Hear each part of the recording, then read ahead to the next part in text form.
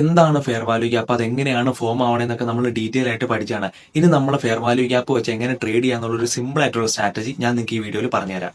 ഞാനിവിടെ ഗോൾഡിന്റെ 50 minute time ഫ്രെയിമിൽ ചാർട്ട് എടുത്തിട്ടുണ്ട്.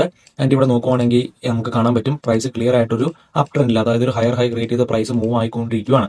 ആൻഡ് ഞാനിവിടെ ഒരു 50% ഏരിയ, അതായത് ഡിസ്കൗണ്ട് പ്രൈസ് എന്നുള്ളൊരു ഇതിനെ ബേസ് ചെയ്തുകൊണ്ടാണ് ഞാനിവിടെ ഒരു ട്രേഡ് എടുക്കാൻ പോകുന്നത്. ഓക്കെ, ആൻഡ് ഞാനിവിടെ നമ്മുടെ സ്വിംഗ് ലോയിൽ നിന്ന് ഹൈ വരെ ഞാനിവിടെ ഫിബൊനാച്ചി റീട്രേസ്മെന്റ് ടൂൾ വെച്ച് മാർക്ക് ചെയ്യുന്നുണ്ട്.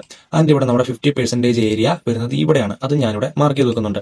50% ഏരിയയിൽ എത്തുമ്പോഴത്തേക്കും ഡിസ്കൗണ്ട് പ്രൈസ് ആയതുകൊണ്ട് ആൾക്കാർ മേടിക്കാനുള്ള ഒരു ചാൻസ് കൂടുതലാണ്, അതുകൊണ്ട് ഞാനത് മാർക്ക് ചെയ്ത് വെച്ചു. അതുപോലെ നമ്മുടെ 50% ഏരിയയിൽ നമുക്കൊരു ഫെയർ വാല്യൂ ഗ്യാപ്പും കാണാൻ പറ്റും. അപ്പോൾ ഫെയർ വാല്യൂ ഗ്യാപ്പും ഞാനിവിടെ മാർക്ക് ചെയ്ത് വെക്കുന്നുണ്ട്. ഓക്കെ, അതിന്റെ പ്രൈസ് പ്രോപ്പറായിട്ട് റീട്രേസ് ആയി നമ്മുടെ ഫെയർ വാല്യൂ ഗ്യാപ്പിൽ ടാപ്പായി. അതുപോലെ നമ്മുടെ 50% ഏരിയയിലും ടാപ്പായി. അതായത് നമ്മുടെ ഇൻസ്റ്റിറ്റ്യൂഷൻസിന്റെ ഓർഡേഴ്സ് എല്ലാം തന്നെ അവിടെ കളക്ട് ആയി. ഇനി എനിക്കൊരു കൺഫർമേഷന് വേണ്ടിയിട്ട് ഞാനൊരു 3 മിനിറ്റ് ടൈം ഫ്രെയിമിലോട്ട് ഞാൻ സ്വിച്ച് ചെയ്യുകയാണ്.